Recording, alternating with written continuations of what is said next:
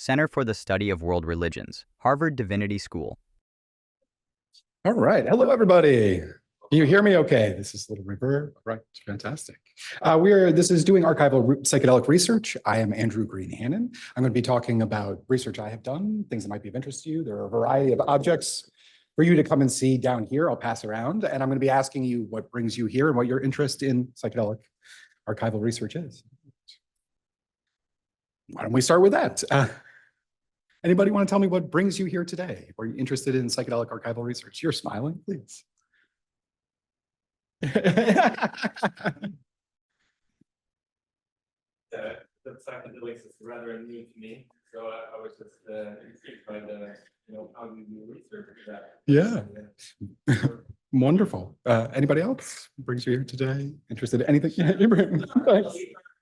Well, thank you. I'm a presenter and I'm a historian. So by training, I work for archives and material evidence, but this is a new field for me. So I worked on archives that were captured from to write Iraq's history. Yeah. And now I'm looking for some material culture to do psychedelic research. Yeah. Well, please.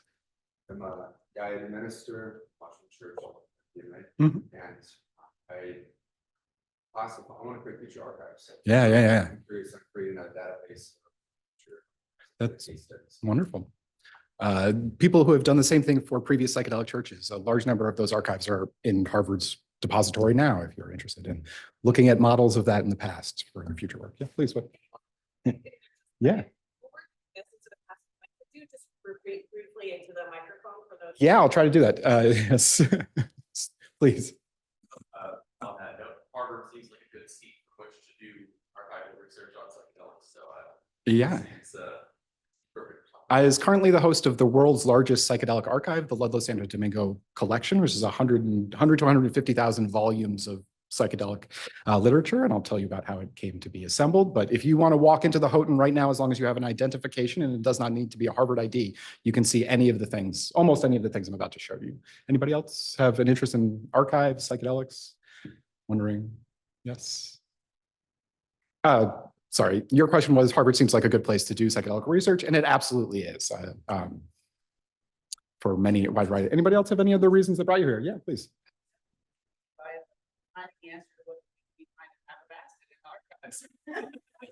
Yeah, I found 20 tabs. So I will tell you what to do when you find 20 tabs of acid in the archive. How many people are familiar with archival research at all? Anyone ever been into an archive before? So I'll talk you through the process. Not every single library is an archival library. Archives are special particular collections that are acquired by libraries or endowed to libraries or left with libraries for preservation for future knowledge. Unlike most lending libraries, you have to come and see the materials in person. The world of how things get into the archives is profoundly interesting and involves the world of academic paper dealers, which if you think of them as drug dealers to Ivy League institutions, you will have a better understanding of the way that that market functions in the world. And if you like your shit fish scale, here's the place to be. So what brings me here?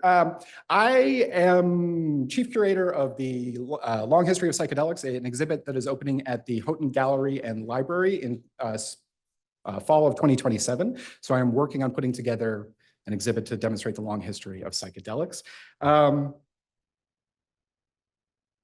I have a PhD in American Studies, and my expertise is on the American Counterculture, on American radicals of the 60s and 70s, and American artistic weirdos, because I'm most interested in the intersection of culture and politics. In the course of that research, I went to the New York Public Library to look through the Leary archive, which is located in the New York Public Library, because Harvard passed on it and would not buy it around 2011, in a period of time in which they were significantly more embarrassed by their psychedelic history than they currently are.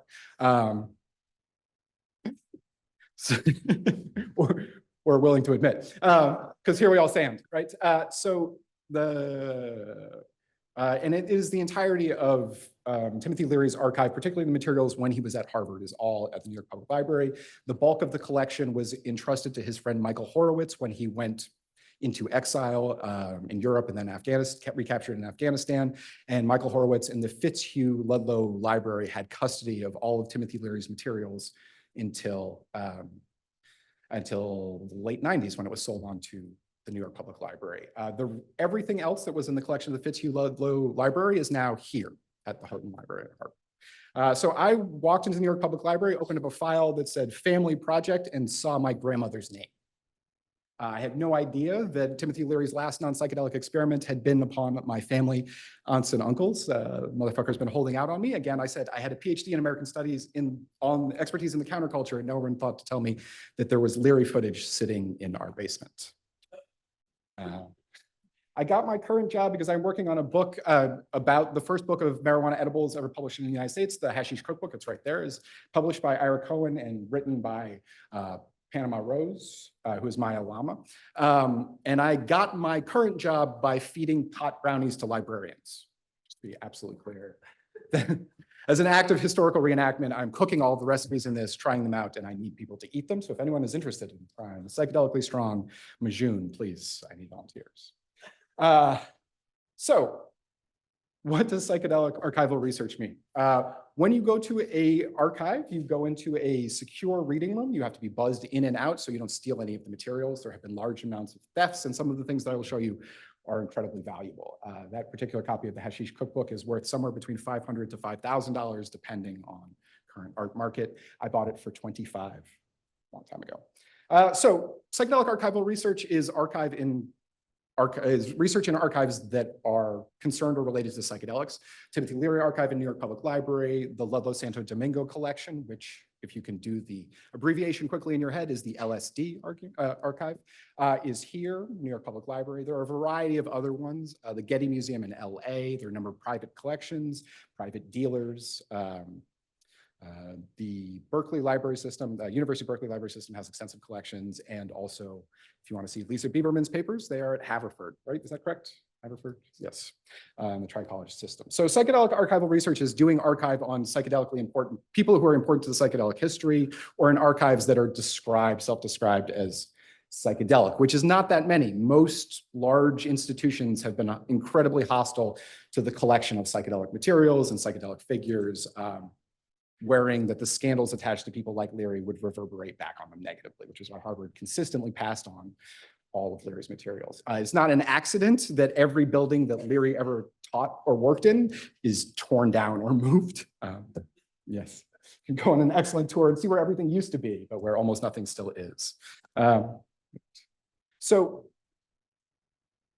that's a piece of Alexander Shulgin's glassware. It is currently sitting in Rick Doblin's attic in Belmont, Massachusetts. And it's up there to illustrate, you know, if you were doing archival psychedelic research, people will let you handle their cool shit. I just went to Rick's house and he let me handle that. It will be on display in the exhibit. But the psychedelic archive is, you know, a much more embattled kind of archive than most other kinds of archives. If you study other marginal communities, you have experiences of trying to find archives for things that the state is hostile to. If you do queer history, if you do radical history, these are not new problems to most people, but they do mean that the kinds of psychedelic archives are overwhelmingly like in old hippies' basements, or outside of, or in art dealers' hands. And there's going to be a huge amount of material coming into archives as the generation of old hippies dies and their kids need to figure out what the fuck to do with all their stuff. So this is an emerging field and you'll have access to a larger number of things. You can do work at places like Harvard at the Ludlow Santo Domingo collection. You can also reach out to people like Johan Kugelberg at Gallery Boo Hooray and have earlier access to materials. There are also a number of psychedelic churches and psychedelic communities that maintain their own archives, and thank you very much for doing so. So I want to stress that, yeah, a lot of this research is done at like very fancy institutions, but much of it is really just in, you know, old hippies attics. I want to draw everyone's attention to the adorable legalized Rick Doblin sticker that Rick Doblin has in his office. Also, I want to stress to you that like they're not well organized, the psychedelic archives. They're not well indexed, they're not well organized, they are not well cataloged, they are a mess. So when you go to look at them, you need to embrace that aspect of a kind of messy history and embrace the sort of archival derivative. As I mentioned, like I stumbled upon family histories of psychedelics by just going to the archive. So please go to the archive. There's other people's weird family secrets are in there. And the archival derivative of just like opening up box after box after box is how you find 20 hits of unlabeled acid. The collection I'll be talking the most about is my private personal collection and also Julio Santo Domingo's collection. And when Julio Santo Domingo is deceased now, but he was the world's largest collector of psychedelic anything, and was funded by his family's beer fortune from Colombia. They were one of the most wealthy families in Colombia. So wealthy, in fact, that none of them have lived in Colombia in 4 generations and mostly live in Geneva. But the collection, it's a joy. It is so much fun. I have so much fun at work. It is such a pleasure to go in and touch these things. You can feel the joy of the collection, that he enjoyed the shit out of this. The Ledo Santo Domingo collection. How many people have ever been to the Gardner Museum in Boston? The Gardner Museum is a museum assembled by unhinged rich nut, to be prejudicial, and it is my favorite kind of museum. That kind of singular acquisition leads to just like a fantastic and fascinating point of view to a collection. It does mean that that is that person's point of view, and that collection maintains that point of view forever. So the Ledo Santo Domingo collection has a tremendous Leary, has a tremendous white dudes, has a tremendous Harvard bias. There's tons of other stuff. There are maybe 10,000 things on like indigenous peyote ceremonies and experiences, but it does have these sets of biases. It also has Julio Santo Domingo's tremendous joy in the process of acquiring all of this stuff. And you can see just how much fun he had all the time. I'm going to be talking to you about 3 or 4 case studies. I will tell you what you do when you find family secrets at the archive, what you do when you find 20 hits of acid, what you do when you find a lie in the archive. So I started doing this work on the San Francisco Diggers, and I've also published on Oz magazine. Anyone in here familiar with the San Francisco Diggers before? Yes. Acid head revolutionaries in San Francisco and the Haight area. The Yippies were originally founded as the New York Diggers. They inspired a certain kind of anarchism in America. And they're also one of the earliest online primary source archives. They're maintained by Eric Noble at www.diggers.org, and I'll show it to you in a second, and began making countercultural weirdo stuff available starting in 99 and 98. Oz magazine, I just looked this morning, and University of Sydney has pulled down the website. So I'm so sorry. Maybe it'll be back up. I was having a lot of Wi-Fi problems this morning, so maybe it was me, but Oz magazine, the entire scan of both the Sydney Oz and the London Oz were, until a few days ago, all available online. And this London Oz is the single most beautiful artifact of psychedelia I have ever seen. It is like eye-bleedingly gorgeous. If you are a fan of Cream, all of the original Cream album covers were done by the same guy who did, the same Australian man who did Oz magazine. Yeah. Purple that will make your face bleed. It's fantastic. So these are available online archives, or were until fairly recently, and are available to everyone. Unlike the Ludlow Santo Domingo collection, you could do this from your couch.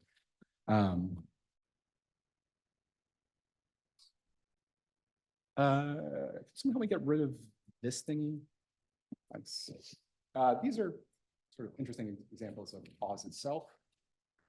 Thank you so much. See if I, yeah, we'll see how my. Thank you. Wonderful. Thank you very much. And you can see the kind of like, you can see why I have so much fun at work. But both of these are available. Most of the posters from the Ledo Santo Domingo collection have been scanned and are available. You have to like dig through the Hollis archive to actually see them, but they are available. Does anyone notice anything first off the bat? Anyone enjoy, you like this stuff? Yes. You could tell it's from the 60s if I didn't tell you.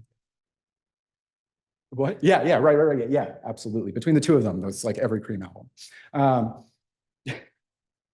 One of my favorite things about this collection, the archives of Oz are at the Beinecke at Yale. You can also get a fancy Beinecke scholarship to go and study these materials, acquired by Kevin Repp.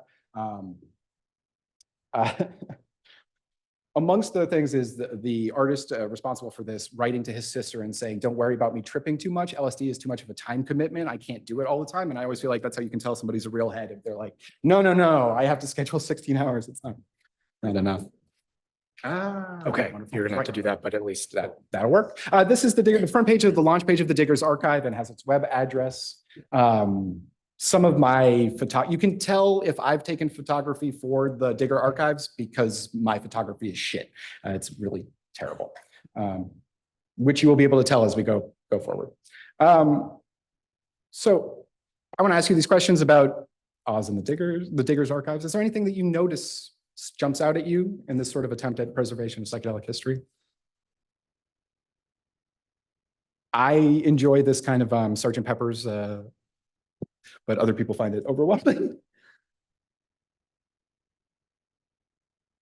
There's a wide variety of images from San Francisco and Berkeley and the Bay Area in the 60s. The Diggers are important for taking youth culture deeply seriously and sort of using attempts to radicalize youth culture. We have a variety of different pamphlets and the kind of ephemera that is mostly lost to history. Most of these pamphlets, when you can hold them, are, incredibly thin. That any of this kind of ephemera is preserved at all is remarkable. So, this is my poor photography, but is from the Ludlow Santo Domingo collection. Is a communications company legalized marijuana poster it's also available on the Diggers Archive. Is that coming through all right? Everyone can see the gorilla, I think, coming through. The purple is not coming through as well as I was. It's a nice deep purple if you ever get a chance to look at it. And this kind of like pamphlet and flyer is very typical of the kinds of things you'll find in psychedelic collections. Here is another, you can again see my shitty photography, my apologies for the camera shadow, of more of the Digger stuff. Somebody can read that Sanskrit, I would appreciate it. I have no idea what it says. I'm not sure the people who put together this flyer could read it either. Maybe just be aesthetics. Maybe. Hate Street is ours to play on till we feel it beautiful to stop is both a revolutionary statement and, something that a stoned kid would say. I have a picture of Guy Debord's signature from the Emmett Grogan archives at the New York Public Library, but I couldn't find it for this morning, so please all enjoy. This just fell in. The New York Public Library has the Leary archives, which are substantial, but also has Emmett Grogan's papers. Emmett Grogan is one of the founding members of the San Francisco Diggers and made a large number of fantastical claims across his career, one of which was that he had been accepted into the Situationist by Guy Debord himself. No one believed him, and I'm not sure why you would believe me now because I don't actually have a picture for you, but there is this Guy Debord signature on his materials, so he is absolutely 100% true. You can consider the Diggers as a branch of the Situationists. This is more sort of material of that time. The San Francisco Mime Troupe busted, with the beautiful pot leaf inserted along, and then a piece of Black Mask up against the wall, motherfucker. Attack on Tim Leary, a criticism of Captain Trips, which I will send you some other time. Deeply entertaining. Are people familiar with Black Mask? Oh, they're so fun.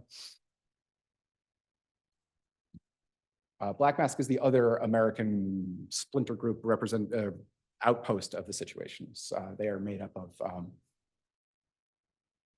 angry hippies. If you've ever seen the sticker that says "Peace Now," but like "Peace Now" like a gun, that is yeah.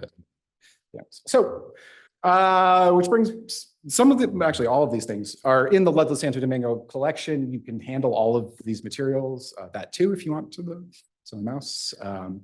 There on the back side, which you can sort of see it bleeding through, is Ben Maria's psychedelic spiral drawn on the back. But yes, baby, you haven't dropped out. You've been forced out because this goddamn system is rotten, right? Some very angry hippies. So all these are materials in the Ludlow Santo Domingo collection. It's about 100 to 150,000 volumes of psychedelia. It includes everything from original patents for LSD to Sandoz pharmaceutical promotional materials to 300 pages of people attempting to get clean of morphine in the 1880s in Texas. If you have ever thought of anything and you might want to know if it's in the psychedelic, yeah, you're probably here. Julio Santo Domingo's daughter reported going to the book fairs of Belgium and trying to buy her father a birthday present. And he would have come through and bought literally everything about drugs at the Belgian book fair, like buy 10,000 objects in an afternoon. If you ever had a hard time shopping for your parents, perhaps you can empathize. These are some of the sets of collections. That acid sheet is mine, not theirs. This is an autographed Tim Leary sheet, and then the 20 hits of acid, circa 1983, LSD. And the call number, should you wish to call this up yourself. It is now in better plastic, but you can call and handle this as you want. The Timothy Leary sheet, I also believe to be dosed. It is also now in better plastic. When I found this, it was not the first time I said, "Dear Leslie, I think there's some drugs in your library." So this particular, there's some ambiguity about the Leary sheet. I think that the plastic itself got dosed because I caught a nice buzz off of getting handsy with that in the archive. The other stuff, I think it was sitting in Michael Horowitz's garage for like 20 years. When you handle it, if you're under the delusion that you can tell how strong acid is when you handle it, which I am, it feels really weak. It reads as 4 hits of acid rather than 20.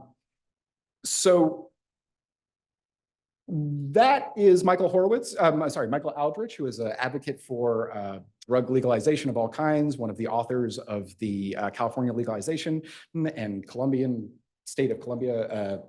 Country of Columbia legalization initiatives. And that is his handwriting saying this is circa 1983 LSD. It is in with a whole bunch of other ephemera and receipts for purchase. And was just sitting there inside that little folder waiting for me to open it.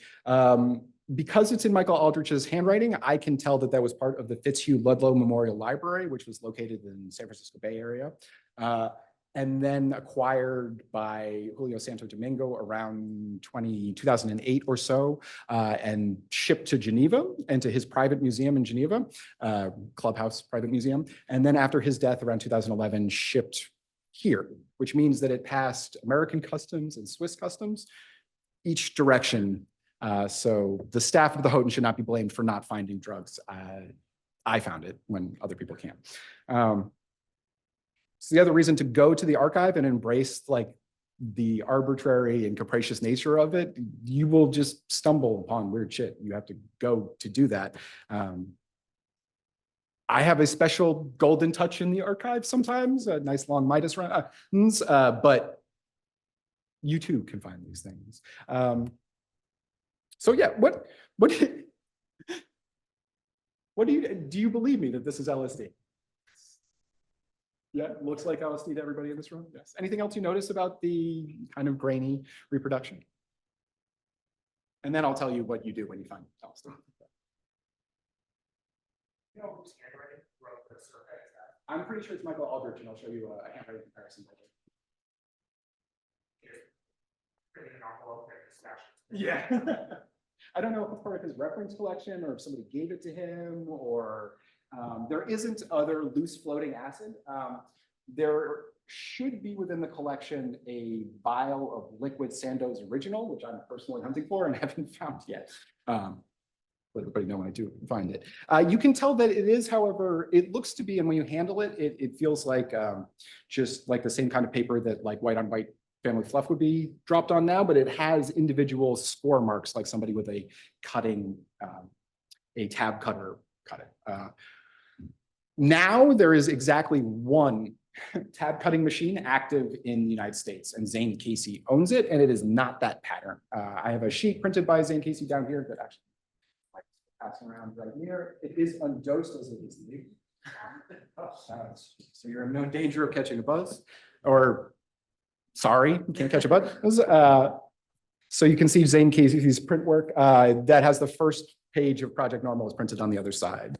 If you would like Zane Casey to do print work for you, it takes a really long time, and you should be mindful of the fact that he had a non-standard childhood when you're dealing with him. Yes. Anyone notice anything about the Leary sheet you want to bring up or observe? Yeah. I wondered was like it's sun faded or The Leary sheet is in fantastic condition and is great. This is absolutely sun faded. Yeah, it looks like it looks like art paper, white art paper and is deep, deep brown from sun fading. So I don't know if it got left out in the sun before. The envelope should have been enough if it was like on a bookshelf to preserve it without it getting that of fading. So I don't know if somebody just like left it out in a car or something. And as I said, it does like read as weak to me for whatever. I understand that's an unhinged thing to say. I don't expect you to give credence to it, but it does read as weak when I touch it. But yeah, so I was having a great day at work, dumped this out. I'm like, oh, hey, this is clearly LSD. There's no doubt that that is 100% LSD. There's some ambiguity about some other things, but so what do? You write to the director of the library immediately. The librarians in the room don't want to have anything to do with this. Like, that is not a fun day at work for them. This is a problem that you are presenting them with, like a whole bunch of shit that they have to do. And they're like, if you volunteer to tell the director of the library, they're so happy. So, when you write to the endowed Gore Vidal chair of the library, dear Leslie, I will show you some opium that I found last week in a moment or two. Because in the city of Cambridge, all psychedelics are decriminalized, this is much less problematic than the opium that I also found, even though the opium is only Schedule 2. I don't think we have, I mean, I'm not an attorney. There are some attorneys present. You can find out whether they think we need to tell somebody about it or not. I don't know whether the director of the library consulted with counsel upon being notified. But there are other things that I have found that they do have to tell counsel about. Childhood psychological profiles, like I will mention to you. Many, many problematic things. The Houghton Library in the fall got rid of its book bound in human skin. So like these kinds of problems are a subset of larger archival practices. If you are trying to preserve LSD, if you keep it under 70 degrees, away from sunlight and away from water, it should still be perfectly good. 83 to 2023 is 40 years, 41 years, 42 years later. There should be no problems. At Albert Hoffman's 100th birthday, they had a bunch of Sandoz original pressed pills, and they were every bit as strong as the day they were pressed. So amongst the bizarre and wonderful things in the Santo Domingo collection are something that I know, like, if you ask me any questions about this, I know like 2 more pieces of information about this. This is brand new to me and I know nothing about it. This is, as far as I know, the only LSD sacrament-based church to receive IRS recognition, which they did slightly before 1970. Oh, Jesus. So 1970, so slightly after, or around criminalization, after California criminalization. The church is called Naturalism Incorporated, is based in Chicago, Illinois. They received recognition. The IRS letter is like just stunning in its banality. We're like, yeah, you're a church, have at your churchy stuff. Your mission is to like help people having bad trips. Great, that's God's work, have at it. The state of Illinois may have some questions, but we're good. If you are attempting to build a case for federal recognition of a psychedelic church, this is incredibly valuable because they've done at least one.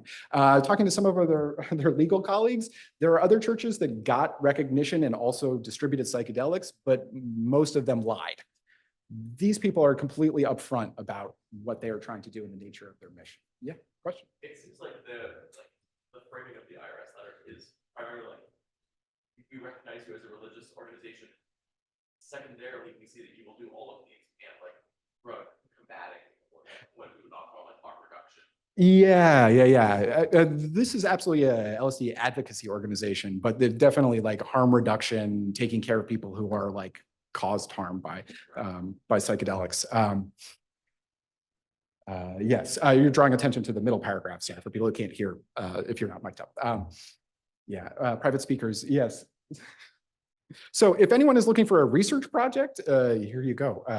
I asked Rick Doblin about it, who grew up in Chicago and said he had never heard of this or had any idea. So available to you. Here is the entirety of the IRS letter. You are not liable for federal unemployment taxes. It's amazing. Yes, and at least one. Again, the only other thing I know about these people is they put out this phenomenal flyer about LSD, which is also in the collection. It's the sum total of This is a fantastic informational flyer, by the way. I'll show you a little bit more of it in a second. Yes, amongst other things are the US patents for LSD, the 48 and 52, I think is the other one. They contain the entire original synthesis of LSD. The precursors are very difficult to come by now, which makes that route of synthesis not so great for most people, but the entire thing is here. If you want to learn the synthesis of LSD, all you need to see is a patent application. Amongst the other kinds of things are these phenomenal Sandoz Pharmaceuticals promotional materials. This is Albert Hofmann autographing the English edition of the 50th anniversary promotional product of Sandoz Pharmaceuticals. In the Houghton is also the same book in German. I assume it also exists in French. And it is gorgeous. This is a interdisciplinary history of ergot in Europe. There are pieces on ergot influence on literature, ergot influence on religion, on culture. Like, this is a remarkable piece of, as somebody who does American studies, like, this is a remarkable piece of interdisciplinary cross sciences and humanities work. And it is before there were any kind of indications of problems with LSD. So Sandoz is like, we've got a miracle product, it's selling like hotcakes, and walks you through the history of it, which is building upon earlier ergot-derived medicines, most of which were for inducing pregnancy, terminating pregnancy, or promoting bleeding of a variety of different ways. For the Ludlow Library, Albert Hofmann. This is him autographing, this is Albert Hoffmann's autograph of the guest book at the Fitzhugh Ludlow Library, with the two drawings of LSD and psilocybin. It's nice to see them in his own hand. And it says up there at the beginning, for me, it started with the chemistry.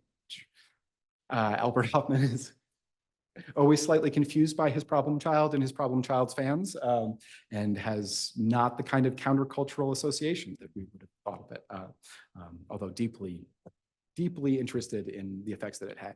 If you were ever interested in like what Albert Hofmann specifically thought the main use of LSD as a medicine would be, he promoted it as taking very low doses, what like would be a high microdose, about 20 to 30 micrograms or 15 to 30 micrograms as a daily ADD medication. So ADD medication, which it's fairly effective for. And many people who have reported having no effects of microdosing don't seem to suffer from that. So it wouldn't work for you if you don't, much like amphetamines wouldn't work for you in that same way, the LSD doesn't work. I've tried it a bunch of times, it works pretty good.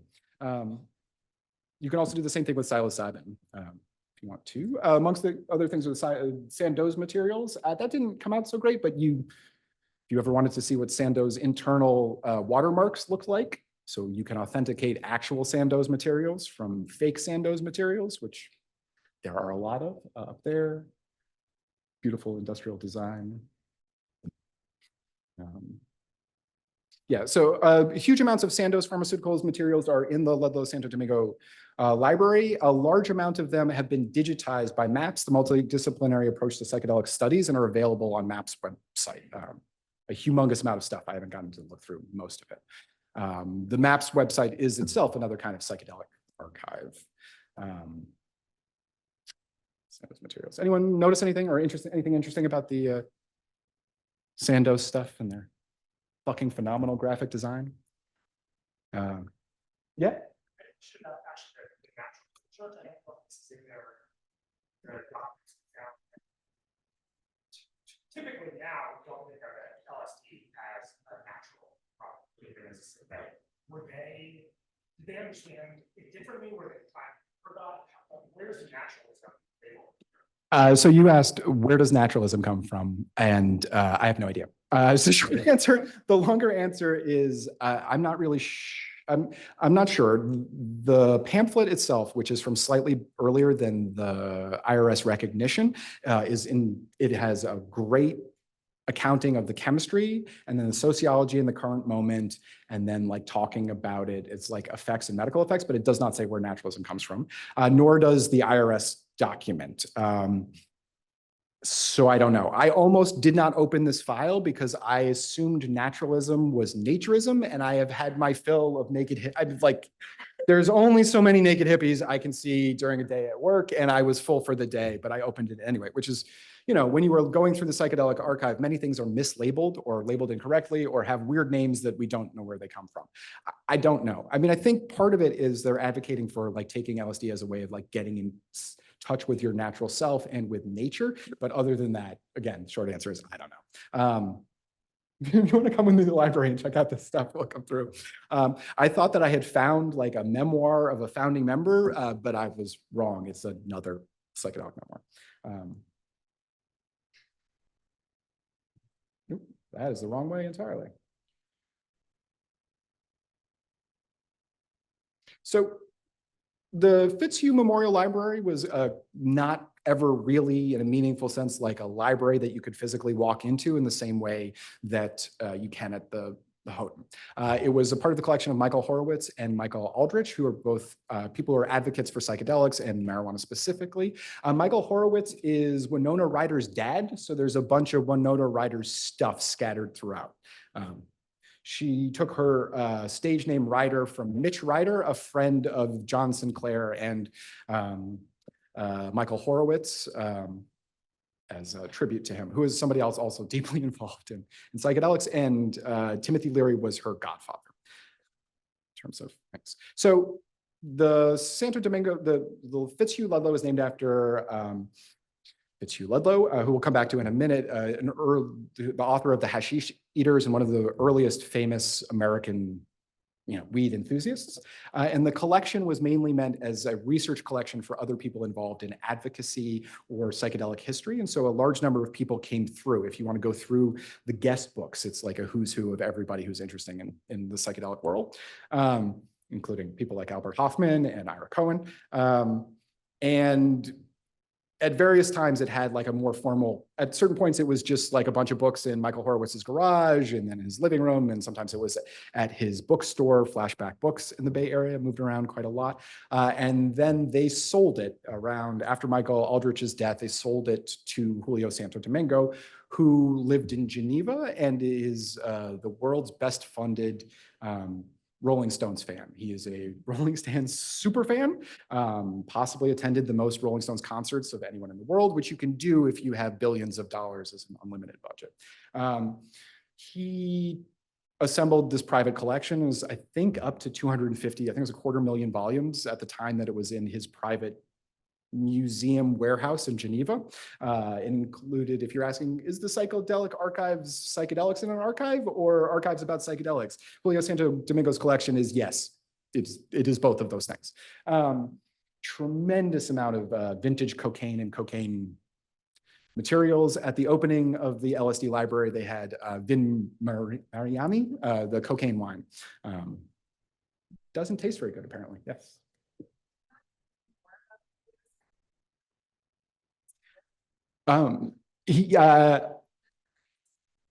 Yeah, Rolling Stone super fan, black sheep of his very, very wealthy, well-connected family. Other members of his family attended Andover and a number of prestigious colleges in the area. He did not. And he is also deeply involved in the creation of mutual funds, which is not my area of expertise, in the 80s, which added additional money to the pot of money. His two kids now control the collection. The collection is not owned by Harvard, even though it was housed here. His son, Julio Santo Domingo III, runs a electronic music festival in Florida that takes place around now. I don't remember the name of it. And his daughter, because she went to a Geneva prep school, married Grace Kelly's grandson and is a Princess of Monaco. So yeah, I have a lot of fun at work.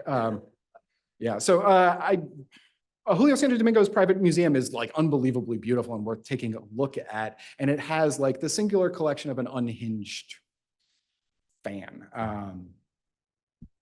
There is a book of his collection called Altered States. It's about $500. There's a 2-volume, no expense spared version. It's a double volume. It's about $2,000 or $3,000. If you want to look at either of them, you can see them in Harvard's library, and they have biographical details about him and his interactions with the Rolling Stone.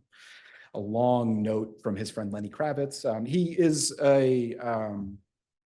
but somebody who was like a psychedelic gadfly and of friends with a large number of people and built this sort of circle of things around him. He does not seem to have been involved in the ongoing management of the family's Colombian beer empire, just cashing the checks. He lived in the American Southwest in the late 90s for reasons that have not been revealed, but I can't help but notice that's pretty close to the missile silo bust. A secret theory of mine. So here is a calendar produced by Michael Horowitz and Michael Aldrich from Flashback Books, and it has a biographical feature of Fitzhugh Ludlow. This is a great 1998 calendar. It has all kinds of psychedelic, you can't make them out, apologies, all kinds of psychedelic history and events memorialized throughout. Here is the note about Fitzhugh Ludlow and publication of the Hashish Eater. So, in the midst of my complicated hallucination, I could perceive that I had a dual existence. It's good stuff. His experiences with hashish and eating of hashish are much similar to sort of, they're not what would happen to you if you took a couple of puffs off of a 1960s joint. They are profoundly psychedelic given the levels he ate. Here is LSD from the collection. So this was written by Michael Horowitz. Michael Aldrich is clearly Michael Aldrich's handwriting, circa 1983. I don't have a way of independently verifying whether this is from 1983 or not. I'm just trusting Michael Aldrich's handwriting. Yeah, I didn't ask if I could test it in the library. The librarians are uncomfortable enough. But when you leave a secure archive, you are only allowed to bring so many things in, and you are only allowed to bring so many things out, and you are inspected on the way in and out because there have been tremendous amounts of thefts, in particular from the Beinecke Library and Harvard too, of like unbelievably rare materials. Also think you could probably get better LSD at a fish show than you could from that's been sitting in the archive for this long. Yes, here is some opium or hashish. Does anyone want to weigh in on whether you think this is opium or hashish? I will tell you that it had almost no smell. And when the crumbled stuff around is like dust. It is in with a bunch of other clearly marijuana paraphernalia, a pipe, like 20 roach clips, and a third of a smoked joint. Yeah, in a little knight's hand roach clip. It's phenomenal shit. Anybody want to, I'm open to suggestions. I genuinely don't know. Again, I didn't think that I could smoke it in front of the staff at the library. You definitely cannot do this. It's roughly 5 to 7 grams and it has no appreciable smell. I don't think that it is hashish because it would have the distinctive hashishine migrine conversion smell after having been sitting around for that long, and it smelled of almost nothing. If it was fresh opium, it would have a floral smell to it, but opium loses its smell significantly faster than hashish. This is a coca leaf that a mouse took a bite out of or something happened to, also in the same collection. Helpfully within the Ludlow Santo Domingo collection, there is a tremendous amount of like plant drawings and the kinds of things that would help you identify that this is clearly fucking cocaine. Coca leaf. I actually just realized that I did not tell the library that they have a coca leaf in their collection. I just totally forgot about it. Slightly less problematically. So here is their possible opium compared to a gram of opium, a gram of possibly Moroccan hashish, and then about 40 grams of amnesia temple ball. The opium was made and grown in New Haven. The Moroccan is definitely not from Morocco, and the amnesia is from Cambridge because I made it. Here's a deeper. People who are considering higher education and careers in graduate school. I grew that opium when I was doing my PhD because it was a complicated time for me. If you note, the thing that leads me to believe that it is opium is the tiny broken pieces off, which look the same as from my home collection.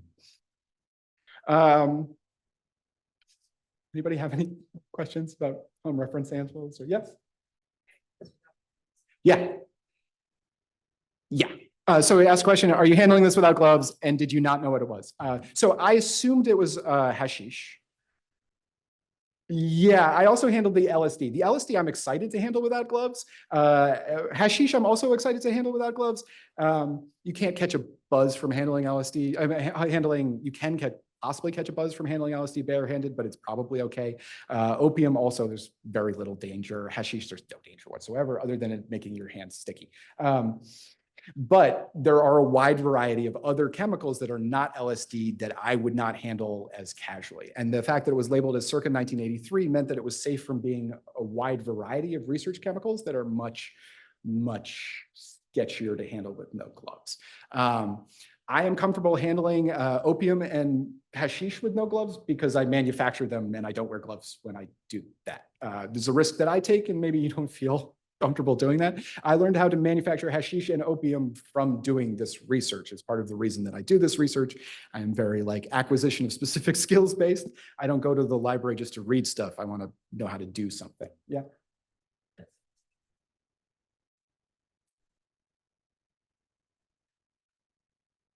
If you're asking me directly how I caught a buzz off of this Leary sheet, I handled it directly, rubbed my fingers all over it, and then stuck them in my mouth. So generally, if you don't do that, you will be fine and you can just handle it okay. And you should, generally speaking, when you leave a rare books archive, you should wash your hands anyway. A lot of the materials are like really filthy and nasty. My hands were so dirty after handling postcards and calendars in specific. But no, I do bring my own gloves to the library now, and I'm slightly more careful. Yeah, for a parent, I have a casual safety attitude that's not so great. What was your question? The jar. That is amnesia haze pressed into temple ball and then wrapped up for aging. Yeah, you should manufacture hashish. It's a fun hobby. Yes, or.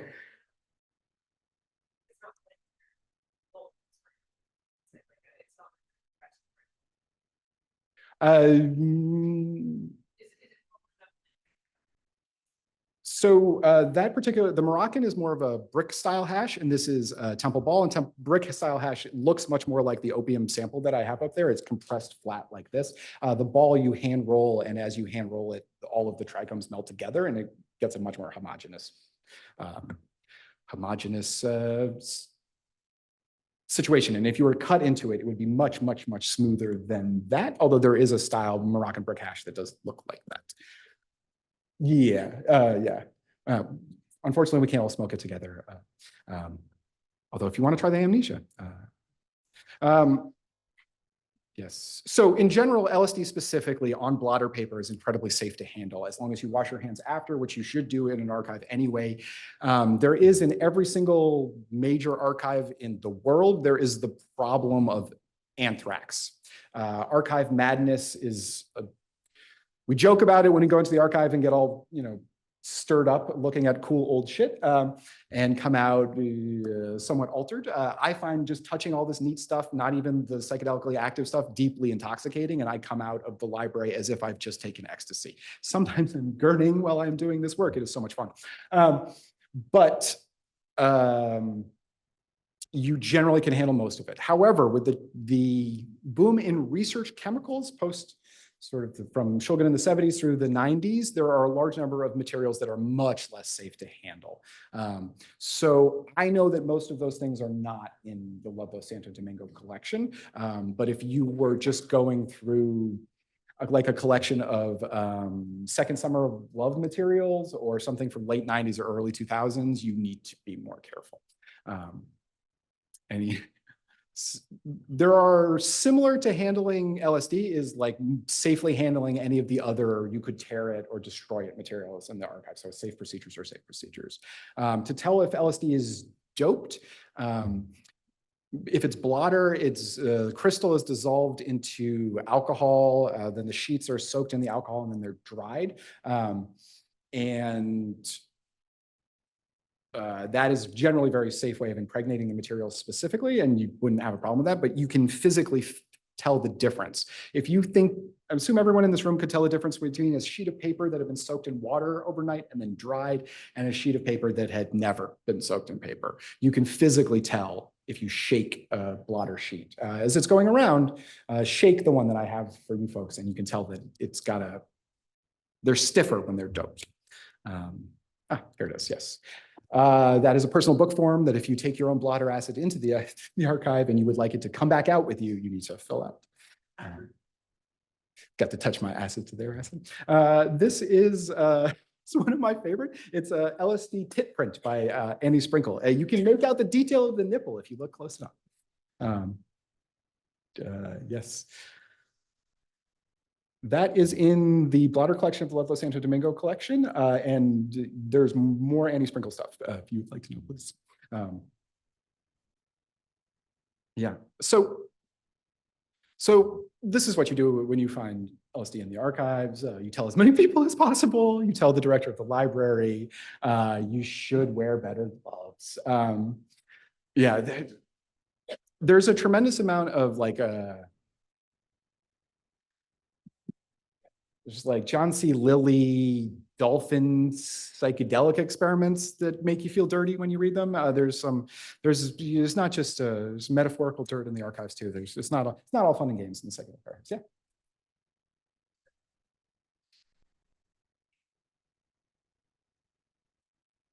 You could go through and individually drop 100 individual sheets, but no one does that. It's a pain in the ass. Yeah.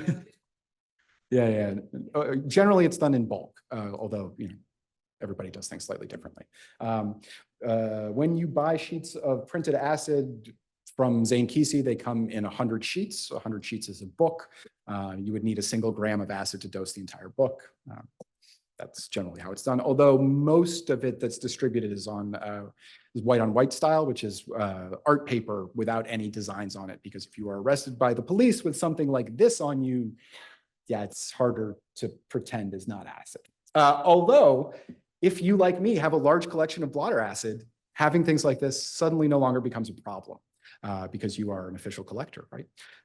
Doing the work, doing the studying, and collecting things gives you protections in ways that just being an enthusiastic acid head does not. So, anyone have any questions about blotter acid specifically, any procedures? Bringing us to the hashish cookbook. That is a first edition of the Hashish Cookbook. It was published in 1967 by Ira Cohen. The author of it is Maya Lama, not Ira Cohen as he claimed.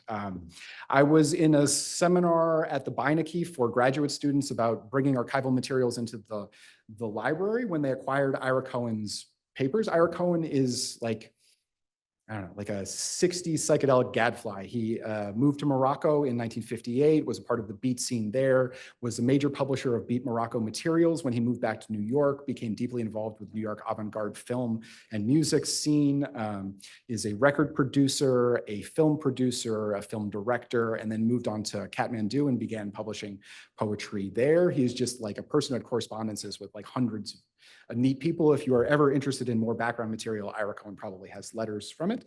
And after his death, he started to be attributed as the author of the Hashish Cookbook, which is anonymously attributed to Panama Rose. And that is a lie. Ira Cohen did not write the Hashish Cookbook. As I'm passing it around, please take a moment to think about what you might notice about it. The printing plates, both sets, are over at the Houghton. If you've ever wanted to touch your own copy of a book to the plates that print them, is a unique human experience, and I strongly encourage you to do it. This is all of the first sets of edible recipes published in America, with the exception of pot brownies. And pot brownies is from a similar collection. Byron Geisen shoved the pot brownie recipe into the autobiography of Alice B. Toklas as a joke. And it was published and then censored and then republished again. But he was friends with Ira Cohen, and they ate at his restaurant, at Panama Rose and Ira Cohen's restaurant. So I was at the Beinecke when Ira Cohen's materials came in. The art dealer told us all that Ira Cohen had written the Hashish Cookbook, and I held it in my hands and thought, that's not fucking true. That is a lie, which is the kind of irrational shit I think in the archives all of the time, and occasionally I'm right.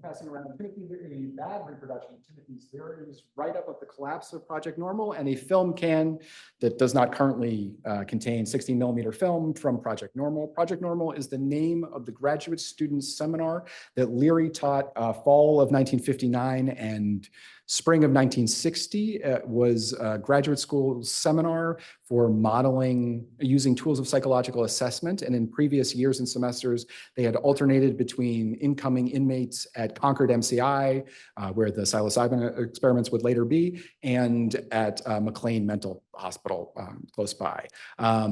And they decided to use those techniques and tools to profile an average American family. They went to a Cambridge Public Schools PTA meeting to ask for volunteers, and my grandmother volunteered my father and his family.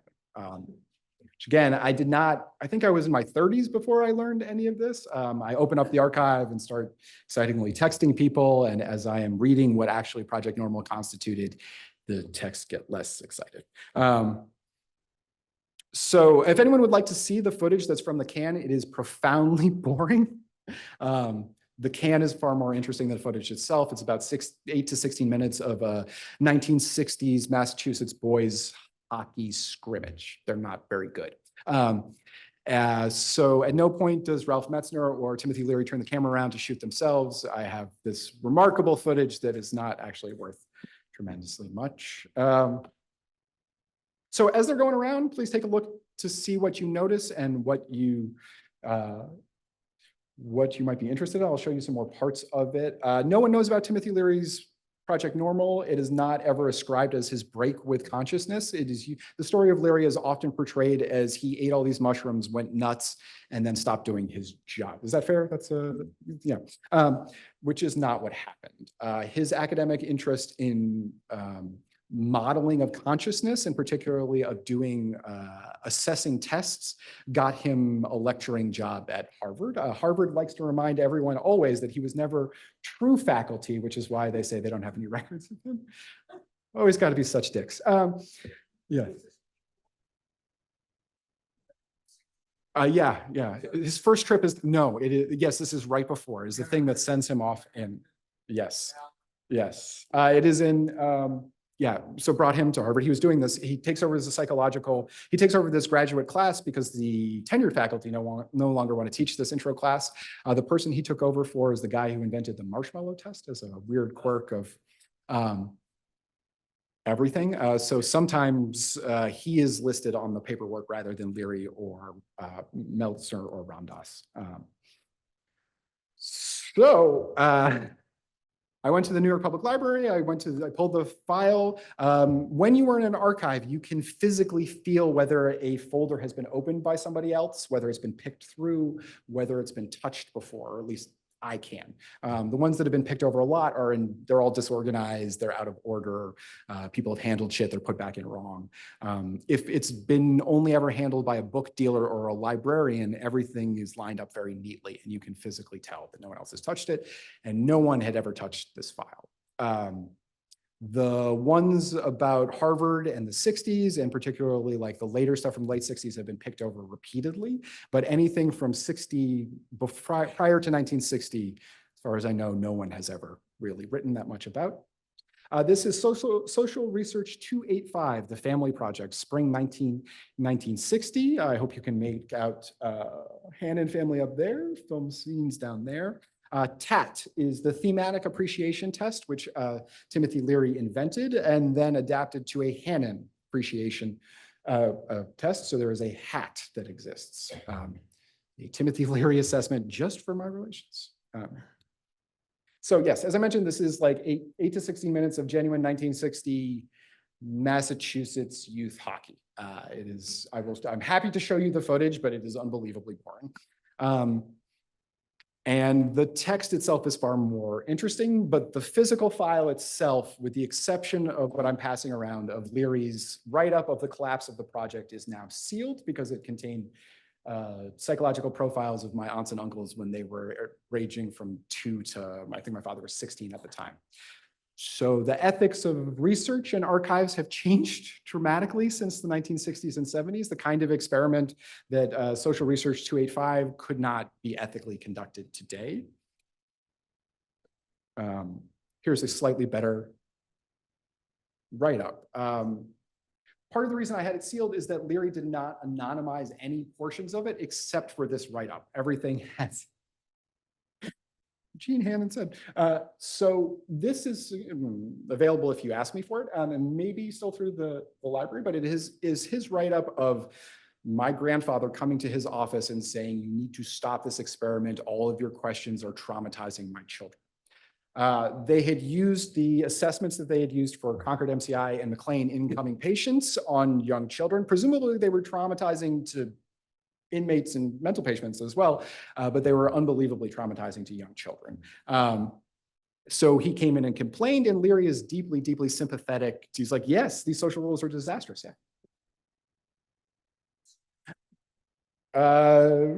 The kinds of questions are like, which family member do you feel closest to? Who would you consider, do you have the best feelings for? Who do you feel closest to? Who do you have conflict with? And then a lot of like probing psychological questions that the asking of like, do you feel bad? Why don't you feel bad? You should feel bad, kind of like that sort of thing.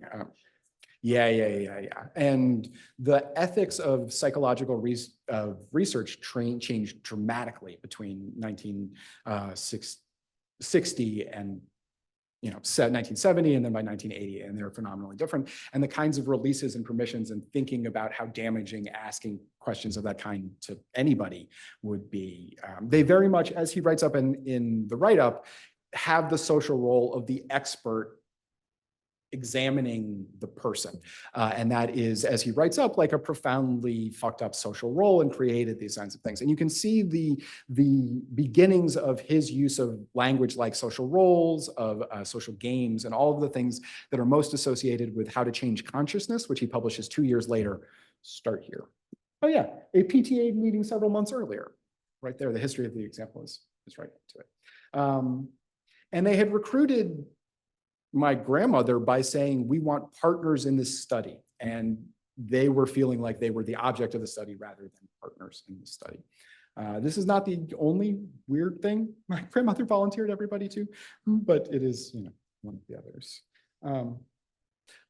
Yeah, well, thank you all for coming. If you please come to the Houghton Gallery in 2027, you'll see more of this.